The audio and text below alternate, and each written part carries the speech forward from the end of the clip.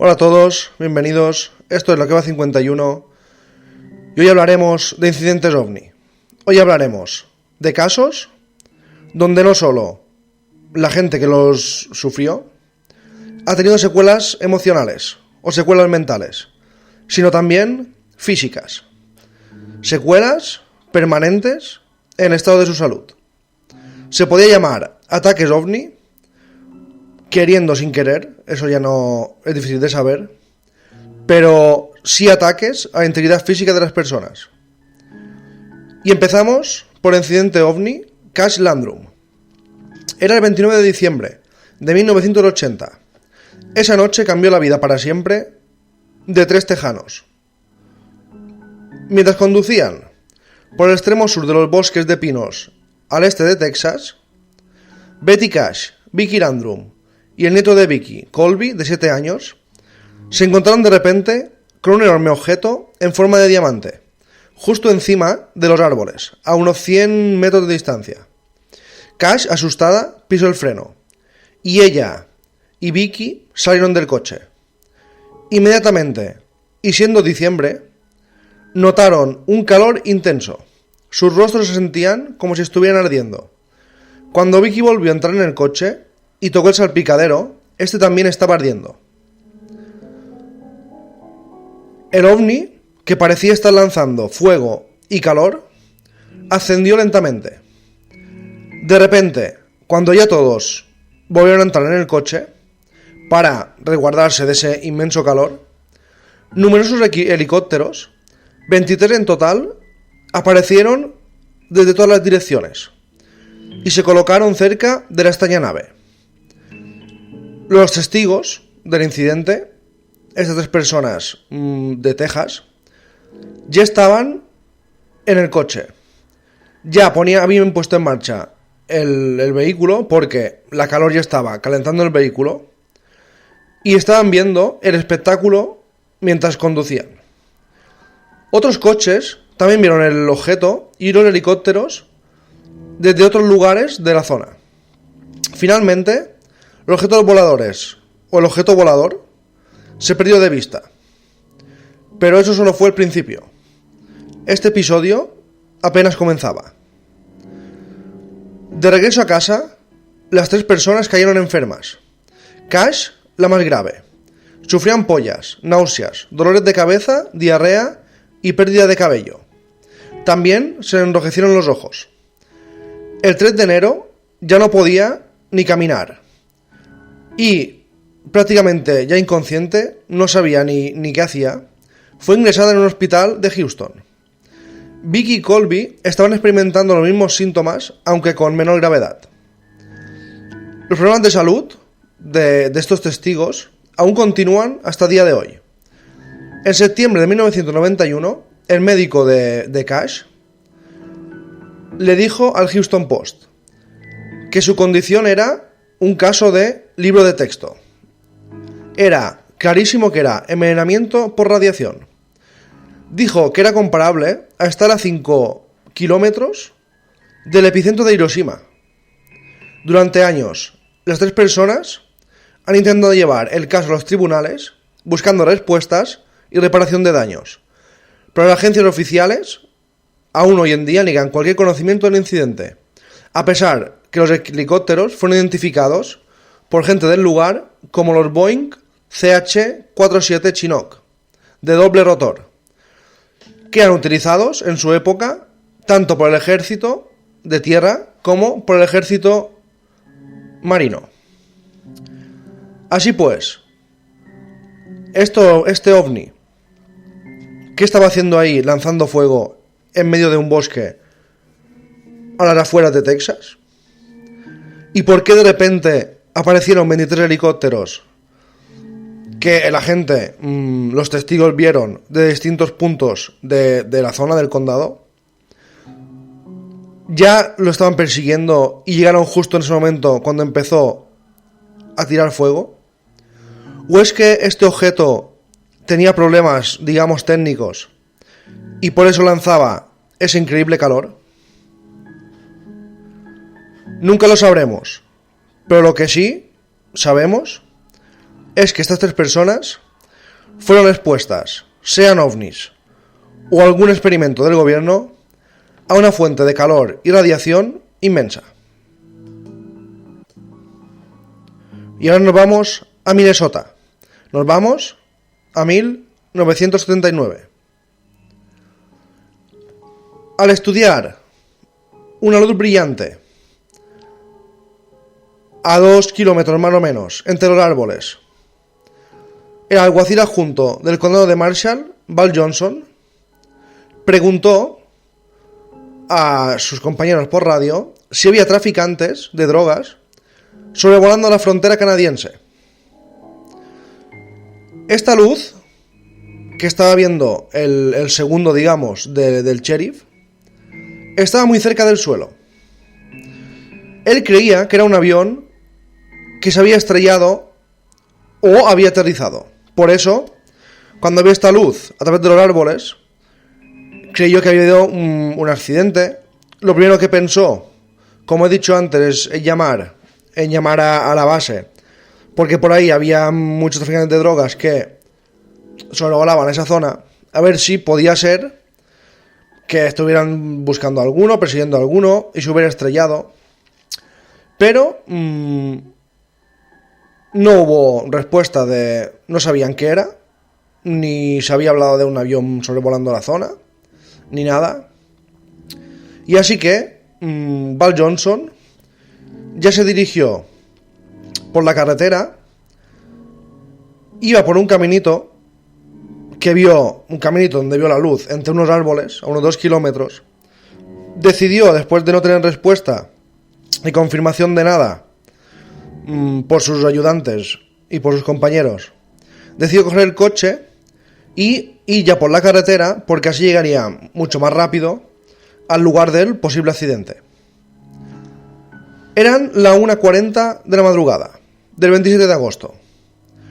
Cogió el coche, se fue por la carretera hacia la luz, que aún brillaba entre los árboles, y de repente vio que esta luz, cuando ya estaba muy cerca de ella, le disparó directamente a él.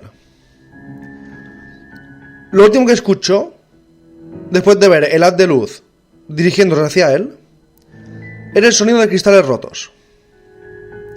A las 2:20, una débil voz crepitó por la radio en la oficina del sheriff en Warren, en Minnesota.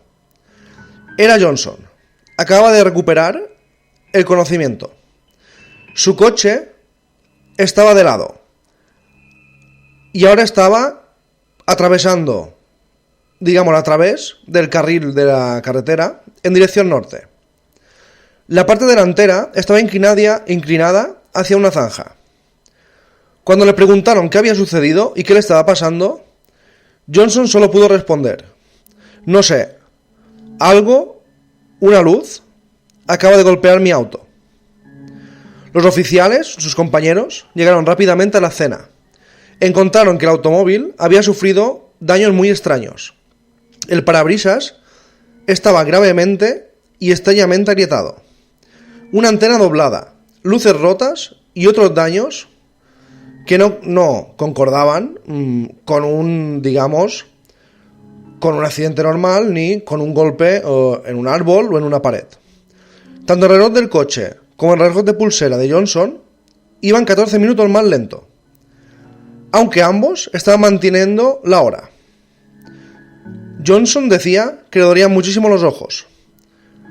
Es como si, según declaró un médico que lo examinó, tuviera quemaduras de soldadura. Alan Henry Dell, del Centro de Estudios OVNI, junto a otros expertos, llevaron a cabo una extensa investigación. Su conclusión: el daño del parabrisas fue causado por piedras aparentemente transportadas a raíz de una fuerza, una luz o un disparo proveniente de un objeto desconocido. El experto pensó que la antena doblada probablemente se debía a una ráfaga de aire a muy alta velocidad, que lo que hizo era, aparte de doblar la antena, mover el coche. ¿Qué fue lo que le ocurrió al segundo del sheriff de Minnesota? ¿Por qué se inventaría algo así? Porque si hubiera tenido un accidente, pienso yo, tiene un accidente, no quieres que se sepa, o yo qué sé, o ibas borracho, y te inventan una excusa, a lo mejor te pegan un golpecito con el coche, te hacen el que tienes heridas o que tienes algo roto, y a lo mejor te salvas de la bronca. Pero es que este hombre tenía el coche destrozado, como si algo, una ráfaga muy fuerte de luz o de viento, lo hubiera barrido por completo. Y tenía, efectivamente, quemaduras en los ojos, como de las máquinas estas de soldar hierros. ¿Qué fue esa luz que hizo tener un accidente a Johnson? ¿Y por qué se paró? Los dos relojes del coche y el suyo se ralentizaron 14 minutos exactamente, que coinciden con la hora del avistamiento. Nunca lo sabremos, pero sí que es un caso muy extraño, donde otra vez el testigo o los testigos sufren consecuencias físicas. Y ahora seguimos, nos vamos a Winnipeg, Manitoba. Este es el llamado incidente de Falcon Lake. Stephen Michalak estaba buscando minerales a lo largo del lago Falcon, a 80 millas al este de Winnipeg. Era el 20 de mayo de 1967. De repente escuchó el cacareo de los gansos. Miró hacia el cielo y vio dos objetos brillantes de forma ovalada en un descenso rápido y empinado. Uno frenó abruptamente su vuelo descendente, mientras que otro continuó, aterrizando en una roca plana que estaba a unos 100 metros de distancia. Michalak se acercó con cuidado a la extraña nave. Parecía un cuenco con una cúpula en su parte superior. Unos 40 pies de ancho y 15 pies de alto, decía. Emitía un zumbido y un hedor a azufre. En mitad inferior, justo debajo del borde del cuenco, había una abertura similar a una puerta de la que emanaban una especie de voces apagadas. Sonaban como humanos, decía. Puede distinguir tonos de voces distintas, uno más alto y otro más bajo. Pensando que se trataba de una nave extraterrestre, y ya que estaba justo al lado, intentó hablar con los extraterrestres, con los humanoides que creía que había dentro. Y les preguntó si les podía ayudar. No obtuvo respuesta. Así que asomó la cabeza por la abertura hacia el interior. Dice que solo vio una especie de laberinto de luces. En ese momento, 3 puertas de paneles se deslizaron y sellaron la abertura inmediatamente. Cuando Michalak dio un paso atrás, tocó el exterior del vehículo, o del ovni. Hacía tanto calor que le quemó los guantes. De repente, el objeto se elevó y expulsó un aire muy caliente a través de una de las rejillas y provocó que la camisa de Michalak se incendiara. De repente, un ataque de náuseas se apoderó de él. Se quitó la camisa, los guantes y, cómo no, fue al hospital. No le sabe si llamó de algún lugar o alguien lo vio, lo llevó al hospital. Pero cuando lo examinaron los médicos en el hospital de Winnipeg, solo unas horas más tarde, notaron un patrón de quemaduras increíble en su pecho. Exactamente, la quemadura era de la abertura que había descrito Michalak en la parte inferior del ovni. Y los problemas de salud continuaron. Fue a la clínica Mayo de Minnesota. Las investigaciones realizadas por organismos oficiales y civiles no revelaron ninguna evidencia de un engaño ovni. En 1935, un miembro del Parlamento canadiense se quejó que el gobierno no había publicado sus conclusiones, que el gobierno había investigado el caso y no había dicho absolutamente nada. ¿Qué le ocurrió a este hombre? Como vemos, en 2 de los 3 casos de los que hemos hablado, hay un aire muy caliente, muy caliente, hay como fuego que sale del objeto, del vehículo, del ovni, y en este último olía azufre. Y esto era importante, el dato del azufre, porque en muchos avistamientos ovni, en muchos avistamientos de seres extraterrestres, digamos, o de objetos que están posados en un bosque o en una montaña o en la tierra, donde sea, mucha gente dice notar ese olor fuerte a azufre. Y a mí me llama la atención, es curioso, que gente en distintas épocas y en distintas partes del mundo, cuando ven un avistamiento ovni, crean oír o notar el olor del azufre. Y ahora nos vamos a Brasil.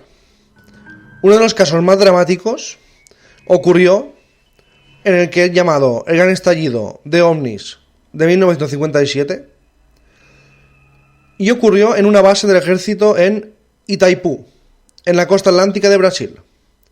Eran las 2 de la madrugada del 4 de noviembre y 2 guardias vieron un disco naranja luminoso que se acercaba sobre el océano a baja altura y a una velocidad muy rápida.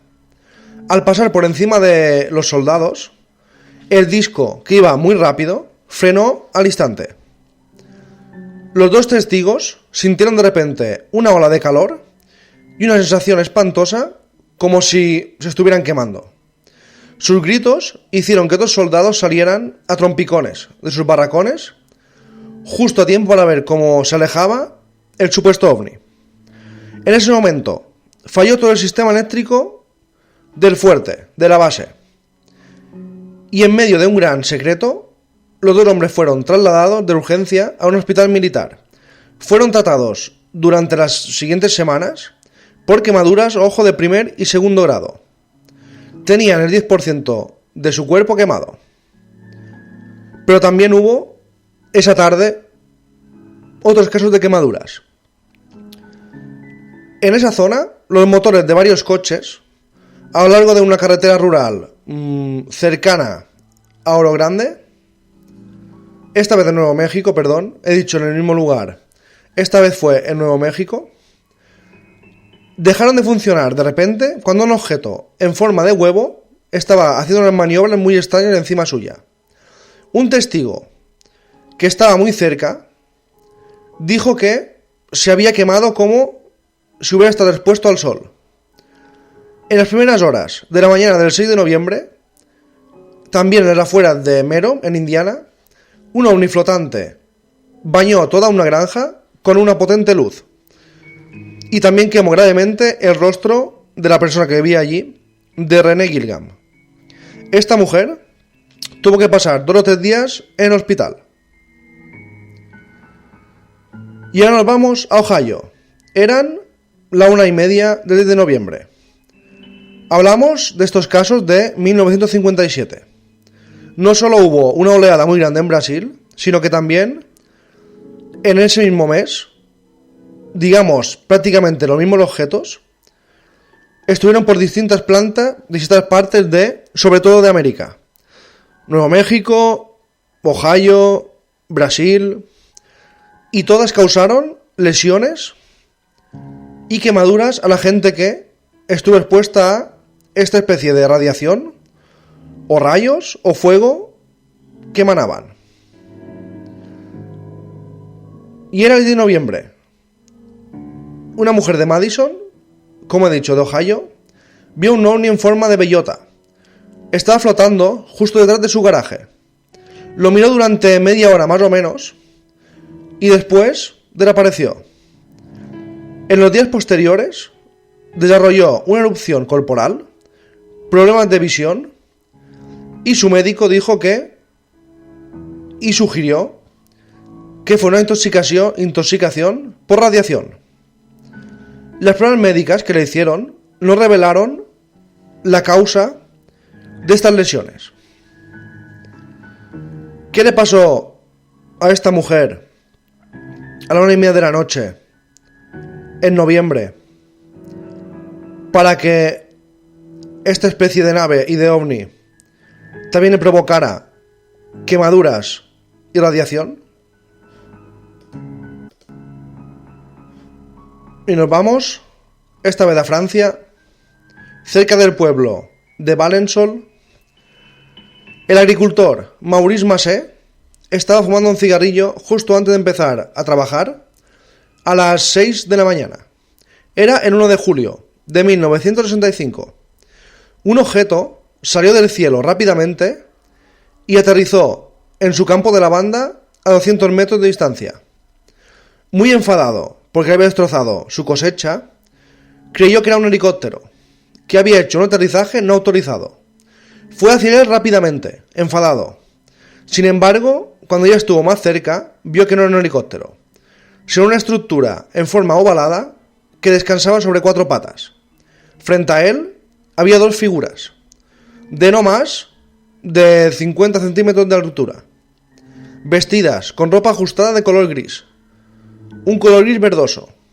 Sus cabezas eran muy grandes, barbillas afiladas y ojos grandes e inclinados, y estaban haciendo lo que él dijo parecer un gruñido. Uno de los seres apuntó a Massé con un dispositivo parecido a un lápiz. Lo paralizó en seco. Las figuras entraron otra vez en el ovni y se fueron volando. El testigo dice que necesitó 20 minutos para recuperar su movilidad. A su paso, el objeto dejó un agujero muy profundo y un área húmeda, un área donde siempre había plantas y había agua porque regaba. En esa zona se encharcaba. Dice que se quedó muy endurecida, como si fuera hormigón. Las plantas del alrededor murieron. Y en análisis encontró muchísimo calcio, una cantidad increíble de calcio, en el lugar donde él dijo que había aterrizado. Alrededor del aterrizaje, del lugar de aterrizaje, no había los mismos gramos de calcio. El caso Valensole se considera un caso clásico de ovnis, y las investigaciones realizadas por agencias oficiales y civiles confirmaron que el hombre era sincero. El estudio del laboratorio del suelo y las plantas afectadas confirmó que ahí había pasado algo muy inusual. Posteriormente, Massé dijo que ya no sabemos si por, digamos, trastorno mental después de ver eso, o algún problema ya psicológico, dijo que se había comunicado con las entidades, que los 20 minutos que estuvo paralizado, mentalmente se comunicó con estos pequeños hombrecillos verdes. Y eso ya, investigadores dicen que ya no lo ven tan real. La primera versión que dio sí, porque hay pruebas en el suelo, en el terreno y en las plantas. Ya la segunda que vete tú a saber, que a lo mejor es verdad, porque ya lo dijo meses después, ya no fue justo al momento. Es como si ya estuviera como imaginando cosas o creyendo que había experimentado otras cosas que no había dicho al día siguiente. Pero quién sabe. Y si después del tiempo Maurice empezó a recordar cosas que no recordaba en ese momento. Eso ocurre muchísimas veces en casos de un estrecho contacto con, sobre todo, entidades extraterrestres, con hombrecillos verdes, si lo queréis llamar. Ocurre muchas veces que tú recuerdas como flashes al día siguiente o la misma noche, y al cabo de unas semanas o meses, o gracias a los psicólogos, va recordando más cosas. Así pues, este caso, él no sufrió, digamos, secuelas físicas como en otros casos muy graves, pero sí que se quedó paralizado dijo quedarse 20 minutos que no se podía mover y también fue atacado por un ovni. ¿Qué pretenden estas entidades o ovnis y extraterrestres o personas, si son del ejército, que hacen pruebas? ¿Qué pretenden quemando a gente? ¿Qué pretenden atacando gente? Si estos son pruebas militares, entiendo que no quieran que se sepa absolutamente nada de la prueba en sí, porque si no sería un escándalo tremendo, si no sería de juzgado que hicieran pruebas con gente normal probando sus aparatitos. Pero quién sabe, los ejércitos y los países son capaces de todo. Y seguramente algunos casos de estos, no todos, son pruebas militares. Pero, ¿y los que no lo son? ¿Los que no son pruebas militares? ¿Qué son? ¿Son civilizaciones de otros planetas que nos vienen a hacer pruebas? Y si era así, yo creo que si esto fuera verdad, es muy peligroso para el ser humano. Se tendría que saber y los gobiernos tendrían que hacer un plan de defensa contra este tipo de inteligencias que nos vienen a visitar y nos pueden matar. Sí, a no ser que ya tengan un plan de inteligencia, un plan de defensa que no sepamos. Todo es muy confuso en estos casos de ovnis. Los avistamientos, todos coinciden, los investigadores, la policía, psicólogos, que no mentían, que lo que vieron, lo vieron, y no iban de pastillas, ni se lo imaginaron, ni estaban locos, ni tomaban medicación, ni nada. Esta gente lo vio, fue atacada por lo que sea que fueran esos objetos, esos ovnis, y ahí se queda el caso. Ahí se quedan los casos. Para mí, estos casos son impresionantes. El de agricultor Maurice, mucho más porque hay pruebas en el terreno. Hay calcio. ¿De dónde sacas calcio? ¿Cómo es posible que haya tanto calcio en la zona de aterrizaje cuando antes no había? ¿Cómo es posible que algo aterrice y deje el suelo mojado, húmedo, como si fuera hormigón? Seguramente nunca lo sabremos. Seguramente seguirá habiendo casos de gente en lugares apartados y rurales y en bosques y carreteras atacados por ovnis, sean terrestres o sean extraterrestres. Y son casos que a mí me asustan. Imaginaos ser el protagonista de un caso de estos. Una cosa es ver una luz a lo lejos, intentar hacer un vídeo, que casi nunca se ven bien. Hoy en día con las cámaras que hay, este es un inciso que hago, 4K, cámaras que graban perfectamente, zoom, casi nunca se ven bien los vídeos grabados de ovnis. Es una cosa que me llama la atención, no sé a vosotros. Las fotografías tampoco se suelen ver bien. Y no creo que sea tan difícil hacer una fotografía y un vídeo. Es verdad que si está muy lejos es normal que no se vea bien y más de noche. Pero hay fotografías de día que se ven fatal aún hoy en día. Es un paréntesis que hago, un inciso. No sé qué pensáis vosotros. Un día hablaremos de eso, de por qué cada vez parece haber menos pruebas y menos fotografías y menos vídeos. O parece que se están como escapando más de nosotros. A lo mejor nos esquivan ya porque ahora ven que tenemos muchas cámaras y móviles y cámaras de vídeo. Y a lo mejor van con más cuidado, que también podría ser. Un día hablaremos de eso. Pero ya para acabar con este especial de casos ovni que han atacado a personas, entidades sean lo que sean, que han atacado a personas, les han quemado, y no solo quemado. Hay que recordar que hay gente que sí, que acabó con llagas, con quemaduras de primer y segundo grado, pero es que a la vez tenían radiación. O sea, ¿de dónde sale la radiación?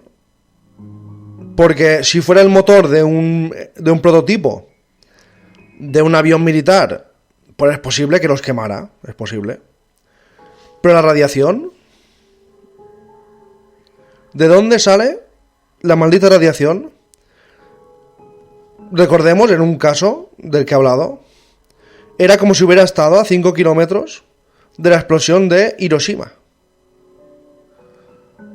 ¿Son misterios? ¿No se pueden explicar? ¿Son ataques de ovnis? ¿Por qué nos atacan? ¿Son extraterrestres? ¿O son nuestros gobiernos? Cuidado, lo único que os puedo decir, cuando estéis solos, en una montaña, un bosque, un camino o un campo, y veáis una luz extraña al lado vuestra o a unos metros. Yo no me acercaría, por si acaso. Gracias a todos y hasta la próxima.